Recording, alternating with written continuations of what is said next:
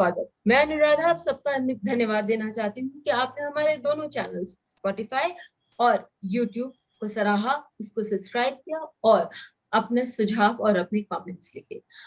हम सभी को मालूम है कि विमशोत्तरी दशा जो है वो बहुत ही प्रयोग में आने वाली दशाओं में से एक है और विमशोत्तरी दशा को समझ पाना ये हमारा हमेशा अथक परिश्रम भी बना रहता है उसी उसी पद पर। और उसकी बहुत सारी ऐसी बारीकियां हैं जिसको बहुत बार हम सुलझा नहीं पाते। लघु पराशरी एक ऐसी पुस्तक है जिसमें बस केवल 42 श्लोक ही दिए गए हैं, लेकिन हर श्लोक एक मोती से कम नहीं है, क्योंकि उसमें बहुत सी बारीक बातें हैं जो कि हमें बताता है कि आप किसी भी नक्षत्र दशा को किस तरह पढ़ें और उसके फल हम बहुत सही ढंग से बता सके या उसको फलित कर सके। चंद्रशेखर सर, आपको सर प्रणाम और आपका अभिनंदन। नमस्ते सर, बचपन से लघु पराशरी तो नहीं बोलूंगी, लेकिन हाँ बचपन से संस्कृत पढ़ते आ रहे हैं और इन श्लोकों पर उन्होंने किताब भी लिखी है। तो सर, जो लघु पराशरी है, क्या वो विमशोत्तरी दशा के लिए ही है या सारे नक्षत्र दशाओं के लिए? नहीं, वो पूरे नक्षत्र दशाओं के लिए। उसका नाम ही लघु, जो मूल नाम है वो उड़ुदाय प्रदीप है। जी इसको सर। दक्षिण भारत में जातक चंद्रिका नाम से भी जाना जाता है जी हाँ। तो इसके दो नाम है और वो जो लेखक है उसने खुद का नाम नहीं लिखा हुआ, तो ये भी एक महानता है कि हम तो हमारा नाम लिख देते हैं पर उन्होंने नहीं लिखा हुआ, अच्छी चीज है। तो ये लघु पाराशरी इसलिए कि ये लघु है, लघु का मतलब कम होता है। इसमें 42 करीबन श्लोक है मेरे ख्याल से, उसमें से भी शायद 2 तो उनके पहले प्रार्थना आदि के श्लोक है ना। तो ये पाराशरी में, पाराशरीय उसको बोलते थे, अब तो हम बृहत पाराशर होरा शास्त्र बोलते हैं। उसमें से जो उड़ुदाय के लिए, उड़ु का मतलब नक्षत्र और दाय का अर्थ दशा, इनके संबंध में इनके परिणाम समझने में जो सहायक होंगे इतने ही श्लोकों को उन्होंने इकट्ठा किया और इसी को हम लघु पाराशरी बोलते हैं। मैं 6-7 साल की उम्र से ज्योतिष भी पढ़ते रहता था, तो पढ़ने का शौक रहा तो ऐसे ही रहता है आदमी को। तो ये लघु पाराशरी के बारे में मेरे पिताजी ने मुझे बताया। मैं जब बोलता था कि ये बराबर कई बार गड़बड़ हो जाती है, कई बार तो टाइमिंग ऑफ इवेंट्स। हाँ, तो वो बोलते थे कि भाई लघु पाराशरी भावार्थ रत्नाकर पढ़ लो, थोड़ा समझ जाएगा आपको। तो हमें ऐसा लगता था ये छोटा सा ग्रंथ है, क्या पढ़ने का, ये तो हमको याद रहेगा, याद तो नहीं रहता। अब तो भूल गए, बूढ़े हो गए, तो थोड़ा थोड़ा याद रहता है। परंतु उसका महत्व तब समझा जब हम ज्यादा, जिसे बोलते हैं गहन, यदि कोई हमारे सामने गहन यदि आ जाए राशि चक्र जिसका एनालिसिस करना, उस वक्त उसका महत्व हमें समझ में आ गया। अच्छा ग्रंथ है। उसमें काफी चीजें जो हमारे दिमाग में रहती है ना, उसको उन्होंने उसकी गलतियां निकालने की कोशिश की है। और उड़ुदाय का कारण ऐसा है, नक्षत्र पे ये बेस्ड है। नक्षत्र का चंद्र से संबंध है, चंद्र की स्थिति नक्षत्र में कितने अंशों पे है, इस पे भोग्य और भुक्त दशाएं निकाली जाती है। ये हमारे मन में क्या भाव उभर रहे हैं, इसका अर्थ क्या हो रहा होगा, इससे इसका संबंध है, ऐसा मेरा मानना है। मन में हमारे जो भाव है ये हमें कर्म करने लगाते हैं और कर्म के फल मिलते हैं हमको। ये इसका पूरा आयाम है, ऐसा मैं मानता हूँ। और क्योंकि इसमें पूरे नवग्रहों को महत्व दिया गया है। विमशोत्तरी दशा मुख्या मता, ऐसा पराशरी बोलते हैं। पराशर जी बोलते हैं कि ऐसी दशा बहुधा विविधानी, बहुत सारी दशा है, राशि दशा है, नक्षत्र दशा है, आदि है, अष्टोत्तरी है, परंतु बोलते उसमें से मुख्य विंशोत्तरी। इसका कारण हर ग्रह को उसका एक समय दिया है जिस वक्त उस ग्रह का प्रभाव रहता है। सर, वो ग्रह कहाँ स्थित है, किस भाव का मालिक है, इस हिसाब से उसका प्रभाव रहता है, इसलिए इसको ज्यादा मान दिया गया है।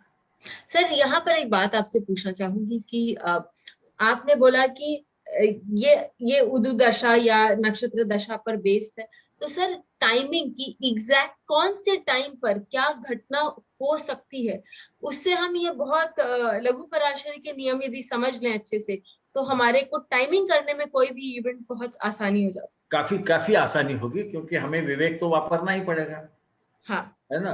तो क्योंकि क्या हो जाता है कभी कभी, अब विषय से तो मैं भटकना नहीं चाहता, परंतु हो जाता है ऐसा कि भाई सप्तम भाव पे गुरु देखता होगा तो शादी हो जाएगी, तो वो शादी कोई जन्मता ही किसी का गुरु लग्न में है तो थोड़ी हो गया, और गुरु की दशा समझो शुरू हो रही है, उसकी शादी नहीं होगी। तो हमें विवेक का तो प्रयोग करना ही, ज्योतिष में विवेक बहुत जरूरी है। परंतु ये इस वक्त इसके मन में क्या भाव आ रहे हैं इसको बताता है, और प्रश्न के अनुसंग में हम उसको समझ सकते हैं, ये अच्छे आएंगे, इसको अच्छा, इस बारे में अच्छे कुछ समझने वाला है या बुरा समझने वाला है, ये हमें समझते हैं, फिर हम हमारा विवेक का प्रयोग करके अंतिम निर्णय तक जा सकते हैं। इसके साथ में गोचर का भी यदि प्रयोग करें तो ज्यादा सही होगा, अच्छा होगा, ऐसा मेरा मानना है। जी सर। तो सर आज हम कौन से प्रिंसिपल पर बात करने जा रहे हैं? आज हम प्रयास ये करेंगे कि हमने जीवनी की शुरुआत देख ली थी, अब उसका अंत के बारे में देखेंगे।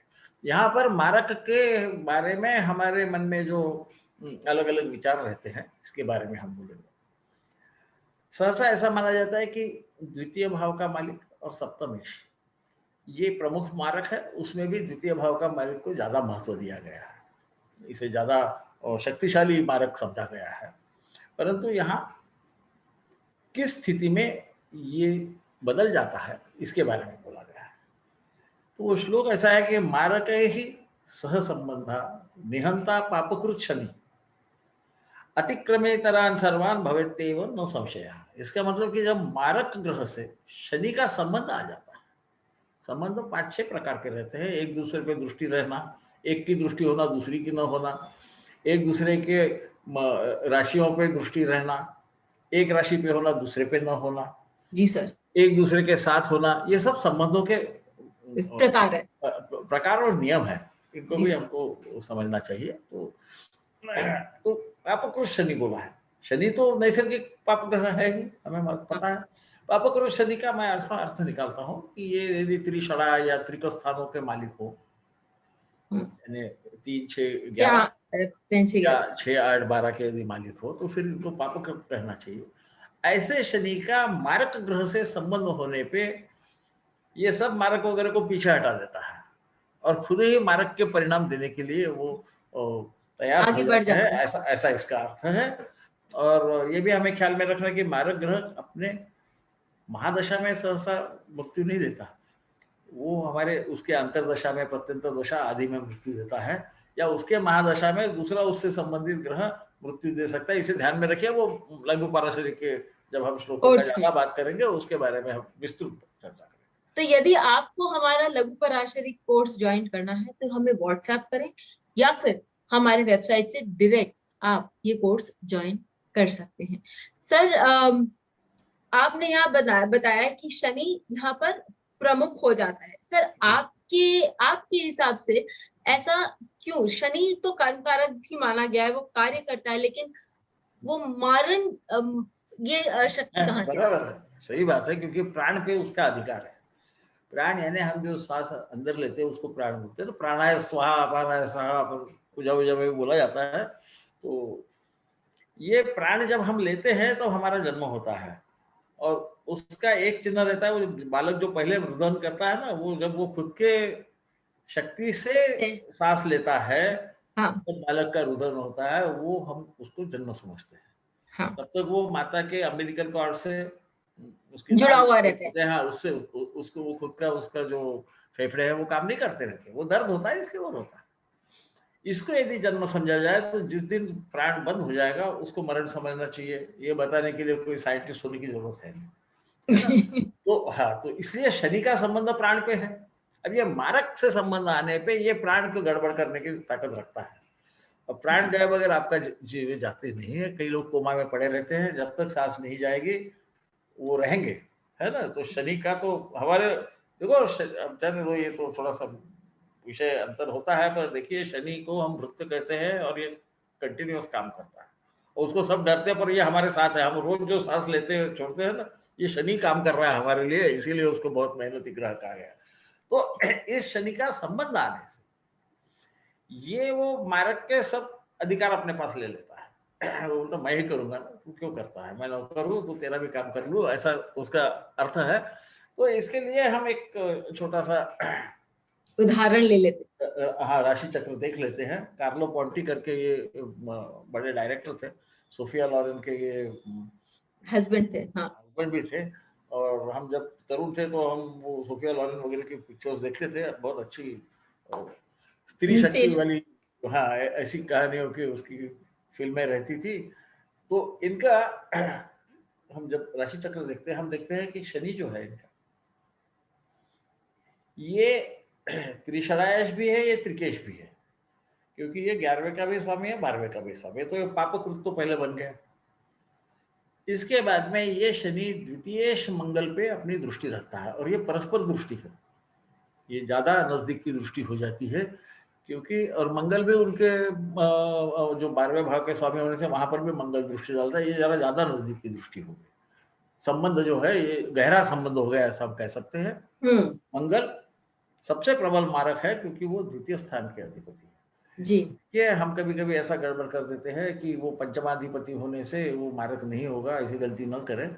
ये अलग अलग भावों में अलग अलग प्रकार से अपने काम करते हैं, ये मंगल से संबंध आने की वजह से। और मंगल को केतु भी मंगल सम है, तो इनका क्या हुआ है कि कार्लो पोंटी का जो निधन हुआ, ये जनवरी 2007 में अस्पताल में हुआ। शनि तकलीफ देता है ना, दुख का कारक है, वो अपनी छटाएं तो हर जगह दिखाता है। उस वक्त केतु की महादशा, राहु की अंतरदशा और शनि की प्रत्यंतर दशा चलती है, क्योंकि मारक अपने महादशा में नहीं देता, वो नीचे की दशाओं में अपने परिणाम देता है, या वो देगा या उससे संबंधित ग्रह देंगे। ये जो तत्व है ये इससे बहुत अच्छी ढंग से हमें समझ में आता है, तो इसलिए मैंने ये श्लोक दिया ताकि वो आसानी से समझ जाए कैसा होता है। इस बारे में और भी मेरे कुछ विचार है, वो बाद में देखेंगे। तो बहुत सुंदर सर ने हमें बताया कि यदि शनि त्रिषडाय यानी 3, 6, 11 का मालिक, या 3 या 6, 8, 12 का मालिक, तो ऐसी स्थिति में यदि उसका संबंध किसी मारक से बनता है, जैसे कि यहाँ मंगल जो मार्केश है, द्वितीय भाव का स्वामी है, और शनि और मंगल की आपस में परस्पर दृष्टि है, तो शनि मंगल से निवेदन करता है कि भैया आप बैठे आराम करें, मैं आपका काम कर देता हूँ, और शनि प्रबल मारक बनकर स्वयं मारक का काम करता है। ये चीज यदि आपको जाननी है, समझनी है, ऐसी बहुत सी सुंदर और बारीक बातें समझनी है, तो हमारा लघु पराशरी का जो कोर्स आने वाला है उसको जरूर ज्वाइन करें। ये सारे डिक्टम्स आपके हर नक्षत्र दिशा में काम आएंगे। फिर मिलेंगे, तब तक के लिए धन्यवाद। बेल आइकन को दबाएं ताकि आपको वीडियोस की अपडेट मिलती रहे। हमारे वीडियोस को लाइक करें, शेयर करें, उन पर कमेंट करें और हमारे चैनल को सब्सक्राइब करना न भूलें।